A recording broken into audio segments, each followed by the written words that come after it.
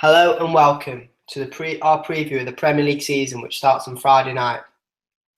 We'd first like to talk about Arsenal, who start their season against Leicester City on Friday night. They won the Community Shield on Sunday against Chelsea, winning on penalty shootout with the ABBA format. They made two signings this summer, signing Alexandre Lacazette from Lyon and Sead Kolasinac. I'd like to speak to Ben, who will give his thoughts on Arsenal. What do you think of Arsenal this season? Obviously, they had a poor campaign last time around and they missed out on the top four. They'll be looking to get back into the top four and secure Champions League football for the following season. They're at 12-1 to win the title and best priced at 11-10 to break back into the top four. They're probably going to continue using a back three, which served them well at the end of last season. They introduced it, obviously, after everyone else did, after they lost to Crystal Palace at Selhurst Park. They won the FA Cup with it. Like you said, they brought in Kolasinac and Lacazette, two decent players, and they're not going to win the league, are they? Their success will probably depend on the future of Sanchez. He's been a key player for them over the last couple of seasons. He's single-handedly dragged them to 3 points before when they should have drawn games, when they should have lost games. And with him apparently wanting to move away, their success probably does hinge on his future. The Champions League factor, they haven't got it this year, obviously. Some people will argue that because that's acted as a burden on them the last few years, they've come short come the end of the season. With the Europa League, they might make changes, they might take it less seriously, and that could benefit them in the league. What are your thoughts, Jason?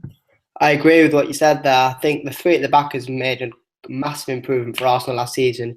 I thought they became more compact, they became more resolute. I thought against Chelsea it worked brilliantly. There was a lot of speed of movement. Danny Welbeck acted as a foil for Sanchez and Ozil to get on the ball and get between those gaps between other teams' defence and midfield. It really worked well.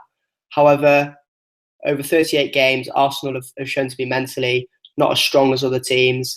I think the Europa League, it really depends how they use that competition. They could use it as a way of bringing through young players, or they could use it as Manchester United did last season, where they gave the big players a chance to win a competition that they'd never won before and a way of getting back into the Champions League. Arsenal are not in the Champions League this year, and it may possibly be an advantage for them because they really haven't gone out of that competition and ever been a threat to the elite, really. So I think Arsenal have got to go out and really think they can win the Premier League this year. They've not won it for about 13 years now, and Wenger signed this 2-year contract with surely an ambition to win the Premier League. Sanchez is obviously, as you said, a massive player for Arsenal. He scored so many goals last season. He's their most important player. He wins games, takes games by the scruff of the neck. And I think whether they can keep him is probably the difference between challenging for the league and possibly missing out on the top four. However, you've got to look at Manchester United, Manchester City, Tottenham, who are three teams who are superior to Arsenal. And you've got to say 11-8 is a decent price. However, I do think they'll miss out on the top four this season. I think no team really, being in the Europa League, has ever had a good league season, and I think Arsenal will join those sides.